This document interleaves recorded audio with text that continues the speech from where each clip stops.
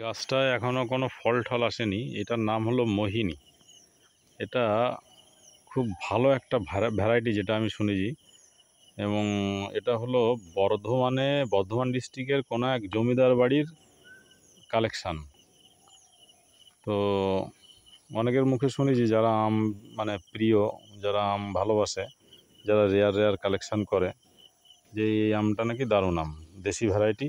তো এইটা বিভিন্ন সময় বিভিন্ন কারণে স্থান পরিবর্তন করে লাস্টে এই জায়গাটায় এসছে। তাও ভুল লাগানো হয়েছে, এই জায়গাটা ডোবা মতো, তার পাড়ে জল ঠল উঠে যায়।